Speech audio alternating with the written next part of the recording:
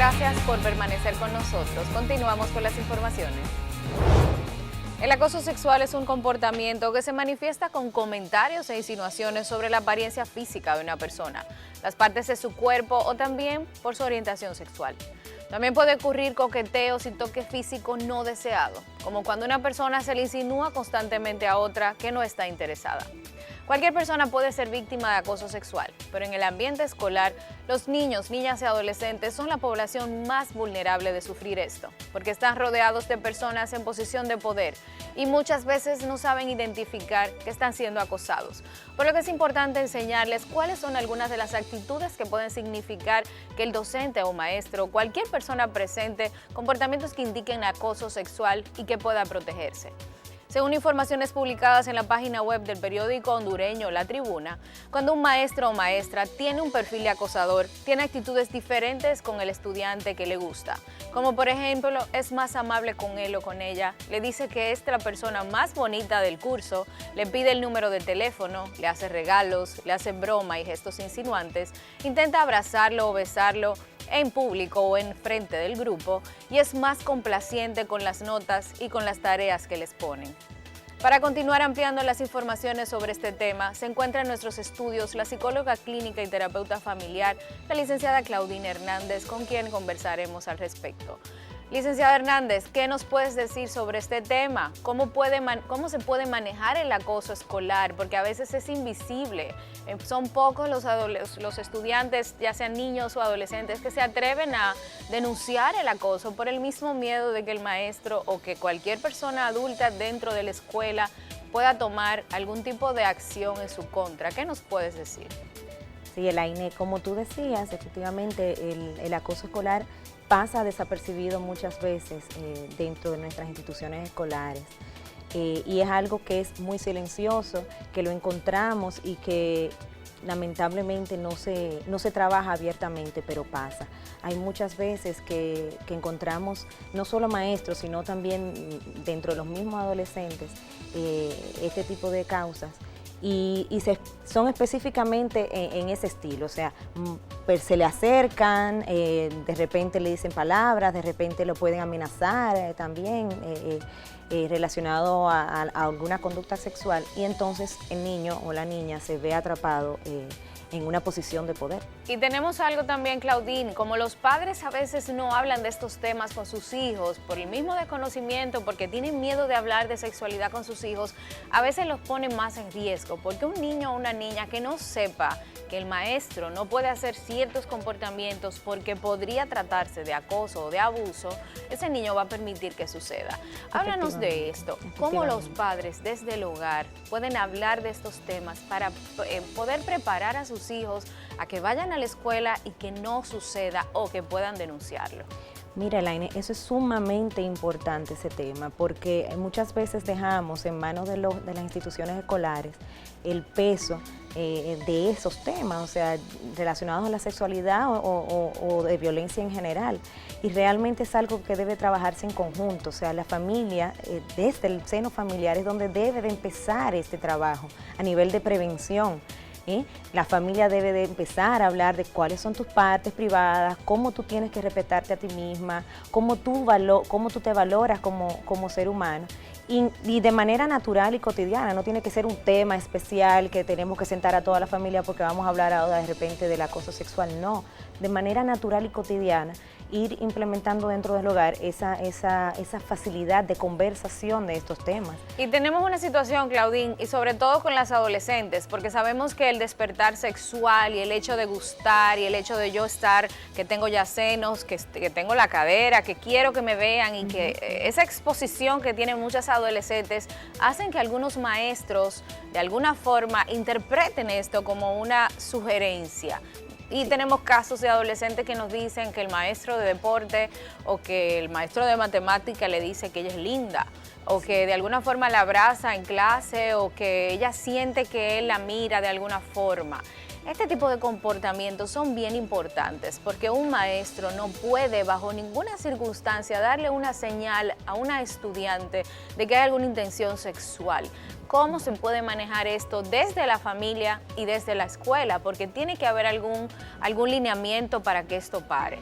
Sí, mira, evidentemente tú acabas de decir algo muy importante y es que cuando los adolescentes o las adolescentes, cuando están en medio de su desarrollo natural, pues hay momentos en que pueden incluso percibir ideas dentro de ese mismo desarrollo y de esas hormonas y tal, donde de repente puedas entender que ha habido cierta insinuación, pero ciertamente hay otros casos en que sí, en que hay maestros o maestras que pueden estar incidiendo negativamente en eso. Entonces por eso hay que conocer a nuestros hijos, hay que saber por dónde andan, hay que saber en qué momento y en qué etapa evolutiva de la vida se encuentran. Y no solamente eso, Claudine, también es que tenemos una situación, hay adolescentes que le atraen los adultos, que sí, es como una relación como interesante, como que, wow, y me lo dicen en jornada, el año me gusta y es mayor que yo, pero a mí no me importa. Entonces, ahí tenemos una situación de peligro porque obviamente es ilegal que un adulto tenga una relación con un adolescente, aunque el adolescente quiera, pero un maestro, estamos hablando de grandes ligas. Claro. Entonces, la pregunta que te hago, Claudine, como madre, como padre, las personas que nos están viendo, ¿qué pueden hacer para evitar que los adolescentes se sientan atraídos en, vamos a decir, hacerle sugerencias a los adultos con alguna intención de experimentar? Esa parte es importante. Mira, yo creo que evitar sería prácticamente imposible, pero sí se puede manejar el tema de conversar con ellos, el tema de abrir esa cajita de Pandora, que muchas veces la tenemos como un tema prohibido y por el cual, pues claro, el adolescente por naturaleza busca un poco y tiende a lo prohibido. Entonces, si es un tema manejado en la casa y es un tema en la cual no hay un tabú, pues obviamente se pueden abrir a temas de comunicación en nuestros hogares.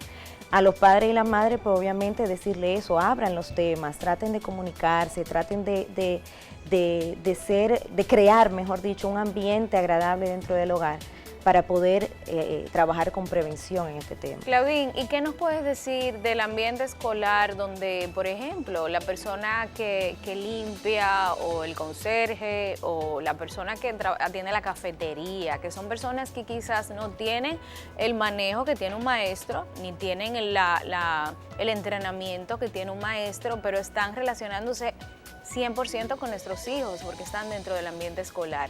Tenemos casos de acoso y de abuso de este personal que de alguna forma podría pasar desapercibido porque esa persona obviamente sabe cómo manejar al niño o a la niña para que no digan nada. Como los padres y sobre todo en el caso de que los niños y las niñas estén siendo acosados o que estén siendo violados, ¿cómo nos podemos dar cuenta de lo que está sucediendo? ¿Hay alguna señal que nos puede decir? Sí, evidentemente, Laine, hay un tema de jerarquía. Hay un tema del adulto frente a un niño, independientemente de que sea empleado de limpieza o conserje, sigue siendo un adulto frente a un niño, o sea, en una jerarquía mayor. Respondiendo a tu pregunta de que cómo pueden darse cuenta los padres, pues inmediatamente el niño empieza a cambiar sus conductas cotidianas y que de repente está más tímido, está un poco más ensimismado o no se desenvuelve de la misma manera o se torna incluso en una conducta más agresiva o incluso no quiere ir al colegio, pues estamos en alerta de que algo puede estar pasando. O sea que realmente el objetivo es que nosotros podamos estar atentos de cualquier señal que nos puedan dar nuestros hijos, tanto en la casa como en la misma escuela. Los profesores a veces también son bastante buenos para identificar cómo el niño va desenvolviéndose en la clase, si está atendiendo menos, si está más hiperactivo, o sea que es importante esta parte.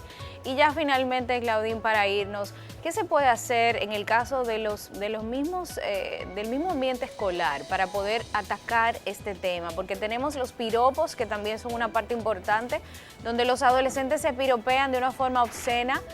Obviamente como forma de juego, algunos lo hacen con la intención de conseguir algún contacto sexual, pero los piropos en este país no se manejan y no se identifican como acoso sexual, y los que trabajamos con educación sexual sabemos que en otros países sí se logra identificar este tipo de comportamientos como totalmente tóxico, porque el que lo está recibiendo se está sintiendo violado en todo el sentido de la palabra, aunque no lo toquen.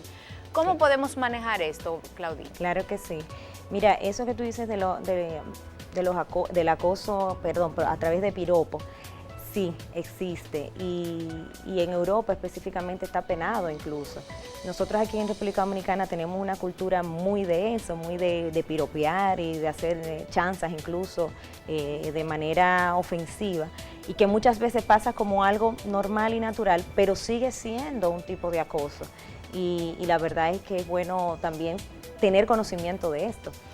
Claudine, y en el caso particular de la escuela, ¿cómo puede manejar el tema del acoso? Porque tiene que haber parámetros y reglas y me imagino que algún tipo de lineamiento establecido en los casos de acoso sexual que se den en el área escolar. ¿Qué nos dices? Sí, efectivamente.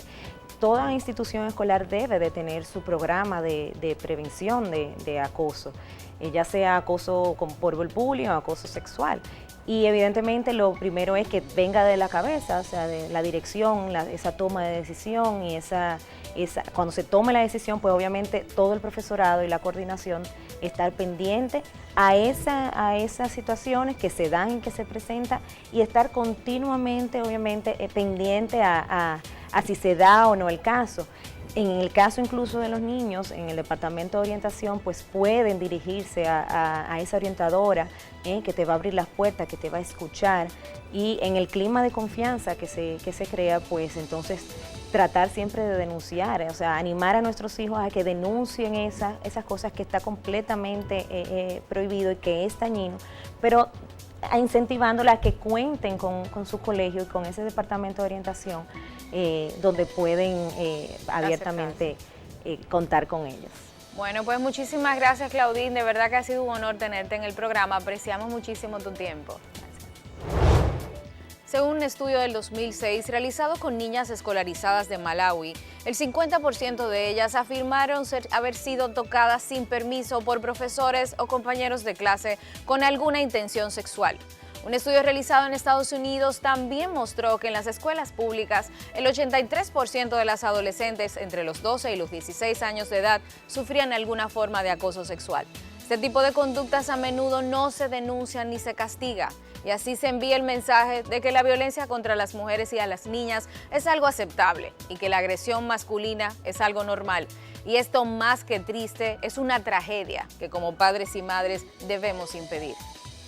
Con esta información llegamos al final del programa, esperando volver a encontrarnos en otra entrega de Respuestas en 30 minutos. No olviden entrar a nuestra página web especializada en educación sexual, respuestas.com, donde podrán seguir aprendiendo y obteniendo información bien dirigida sobre cualquier duda sexual que tengan. Además, podrán encontrar temas sobre infecciones de transmisión sexual, embarazo adolescente, orgasmo, preguntas que hacen los niños y niñas sobre sexualidad y otros temas relacionados.